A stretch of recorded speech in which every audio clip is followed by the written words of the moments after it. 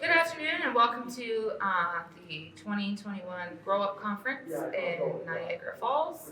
I'm Tammi, Ontario editor with High Canada Magazine, Psychedelic Magazine, and Europe Magazine, and I'm here today with Kieley. Why don't you introduce yourself a little bit? I won't speak for you, and let everybody know who you are and what you do and how you got into the cannabis space. Thanks, Tammi. Thanks for having me. My name is Kieley Beaudry. I'm the CEO and co-founder of Parkland Flower.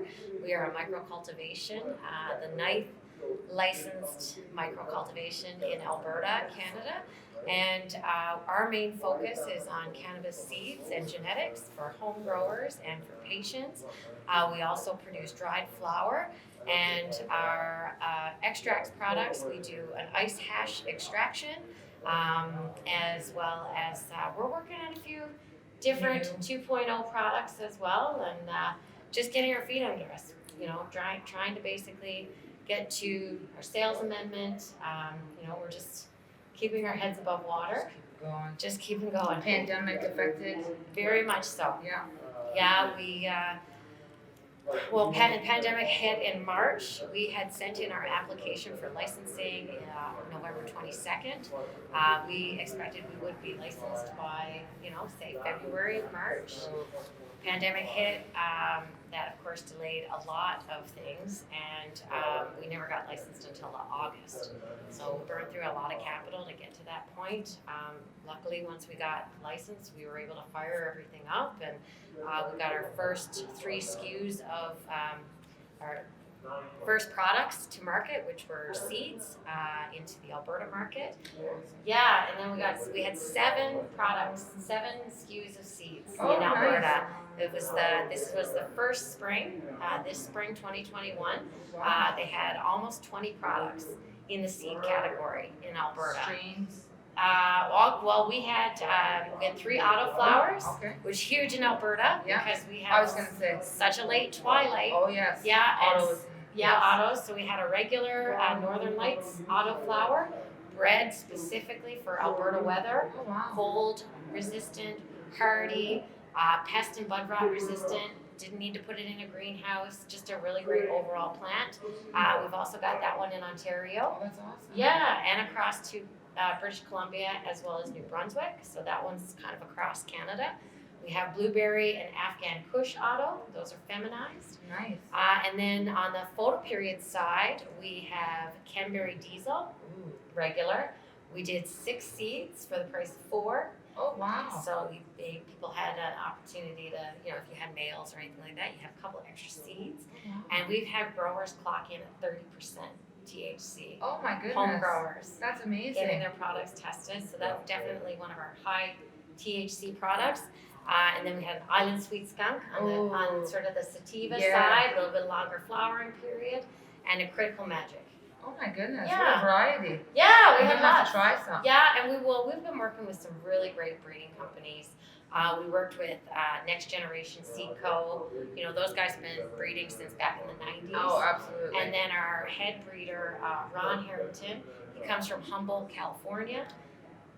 Married a woman in Yellowhead County, met her online. Oh, look at that. I know, moved up to Alberta, and he is just, one of those old school breeders, right? Awesome. From Humboldt. Yeah. Guerrilla growing back in the 70s. I worked with Colin at Ethos, so just like a wealth of knowledge, and brought all his genetics on under our declaration as well. And That's amazing. he's just really kind of in retirement mode, but wants to kind of keep his He's foot. passionate, so He's it never really passionate. goes away. If you're really passionate about Yeah. it, do you ever really retire? You do You not. do not. You It's do not. just- Yeah. So he comes on in and helps us out, and is really passing off his knowledge onto our cultivation team, and working directly with our master grower, Dustin McLean. He's also my partner and my co-founder.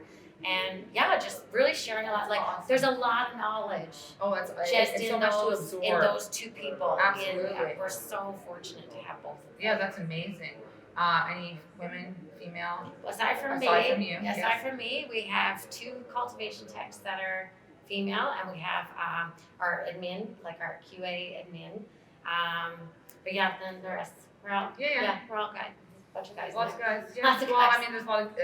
It's just facts. It's just kind of how Yeah. the grower scene really is. I mean, it's Well, changing we're now. small too, so Yeah. a lot of it is who are the partners and the management. That's right. in the And your team. connections and Yeah. your And outreach. and what the investors want. Absolutely. On the teams. So outside of COVID, have you any other challenges? Oh like God. I know. I okay. Aside from the ones that we. How long you got? I know.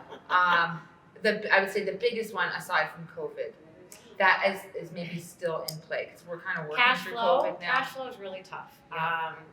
When you have to pay an upwards of 20% of your top line margin in excise duty, people don't realize, and a lot of people don't realize that with seeds, your one seed is the same as 1 gram of cannabis. So you have that flat rate of $1 per seed. So if I do a 10-pack of seeds, there is $10 in excise duty Oh, I did not realize that. on that package of seeds. Oh my goodness. And it makes it very, very difficult to provide accessible, affordable genetics to medical patients and affordable genetics to Right. Because you're paying recreational. all of that. That's Yeah, right. and it's It hard. has to balance out somehow. So Yeah. obviously you got to reflect that in the And price. what I'm finding in our side of the market, in the legal side, is that our customer are all new growers. Right. They're just trying things out, and they're looking at this pricing, 4 or 6 or 5 pack of seeds in a $50 to $60 range. We kind of came out with our products and we kind of matched what was in the market. We have since scaled back our Right. pricing and really trying to be competitive. But it's tough to compete with illicit seed operators when they don't have that amount of money Absolutely. right off the top. They don't have to pay that same amount as you do. Absolutely. Correct. So they can give 10 seeds for what you can $50. give 5 seeds for. Exactly. Absolutely. Which having a hand somewhat in the legacy, I totally understand that. Yeah. I mean, I totally understand that. We all came from there. I was gonna say, I totally understand that. I can relate in a lot of different ways. Yeah. So going forward, expansion. Are you guys just trying to nail down your? We are literally, like, lots of days I feel like we're just throwing mud at a wall to see what sticks. Like, we're just trying to figure out, okay, what's the next genetic we're going to come out with? What's growing best? We were also acquired as a company in June. We were acquired by a private company that wants to sort of foray into cannabis. They're not cannabis folks. They Yep. kept the entire team on board and added some more Okay. team members. I think their vision and expansion plan is to sort of, see how this all runs, get everything in place, and then do an expansion, whether it's purchase another facility Right. or build to suit another facility. Absolutely. But there's a ton of facilities on the market, especially in Alberta. Absolutely. So that might be a play that they're looking at. But really right now, we have to show our investors that have purchased our company Absolutely. that this is a profitable business. Right now, it's very tough to show that. Right. We've done well, but until we can really work with the government and get this tax down and some of those other barriers, it's really tough. Like a recent change in Alberta, I don't think a lot of people know, is that AGLC, so in Alberta, the AGLC is the Alberta Gaming, Liquor and Okay. Cannabis Yeah. Board, same as your OCS here. That's right. They recently changed their security classifications for licensed producers. They now treat licensed producers the same way they treat a retailer. A retailer has to go through a very complete financial investigation as well as a criminal code investigation.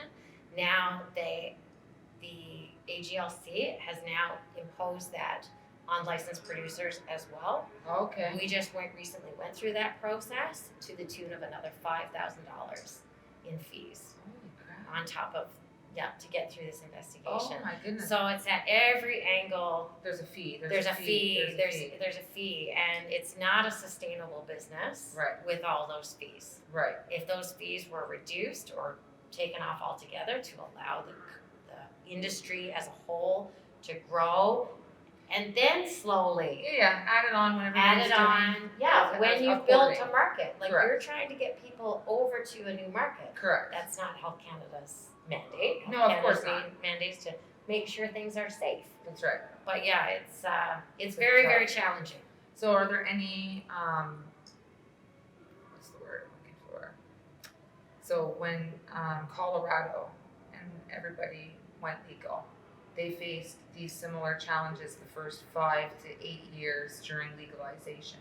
And I know during the initial meetings and the gathering of information before they even made it legal here, they took into consideration some of the, Washington, Colorado, like it took all of that, what they did, their models and whatever, and Colorado adapted those concerns from growers, but at the beginning people did get totally kind of screwed for the first 5 years. They paid out their ass, and they say even to this day, if it wasn't for all of them being able to put that money forward and work out the kinks, then obviously it's not going to get better for anybody. So while I say it sucks, it does.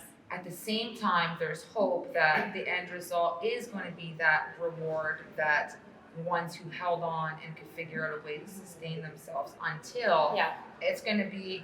Well, I mean, look at all the big companies, say what you want about quality and things like that with like Aurora and Canopy, Organogram, all those folks. The fact of the matter is that they were the snowplow. 100%. They were the snowplow that went through, and they forked over lots of money so that when we came through, it was that much easier. Right. And what you're paying $5,000 for, they paid $100,000 for. Exactly. Yes. Exactly. It still sucks, but it's working its way to somewhat. And then the organizations that have been in place, kind of bring all markets together to fight the government on those taxations, like David Hyde was saying, like some of the coalitions, basically, to join them, to get on board with them, because it's the only way to get everybody on the same page and have the government listen. When this many people are saying, like, this is how, and they're business professionals. It's not like people all have advisors and boards and, people who understand finance and investments. And, the government needs to take that into consideration. Absolutely. At this point. Yeah, it's a very complicated industry. Oh, I can't even imagine. From this side, just seeing, I can't even imagine being in that part of it and just like wall, battle. I can imagine it's going to be pretty frustrating. But on the other side of things, oh my God, it's super fun. Okay, so it's super fun. So the fun question, the final fun question, because it is a fun question.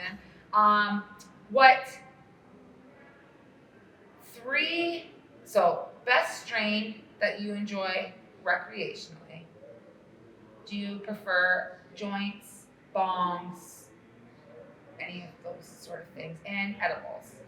Okay.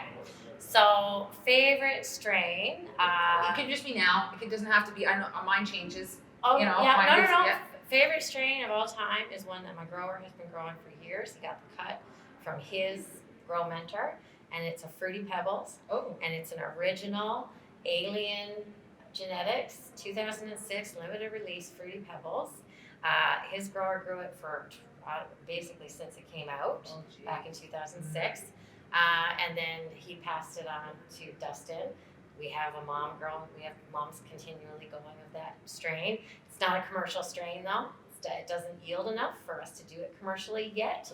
So we're going to be breeding it. That's awesome. With a few other. We bred it once with our Kimberry Diesel. Ooh. And it added the gas with the fruit. Oh, is a really neat. That's magical. So we have a handful of seeds now of that. I'm like drooling a little bit. So that's going to be coming in our rotation pretty soon over the next few months. That's kind of exciting. It is exciting. That's very exciting. And it was bred right in our facility. And that's awesome. And it's got really like some deep roots in our sort of our family history of our founders. Yep. And so it's also a strain that he grew.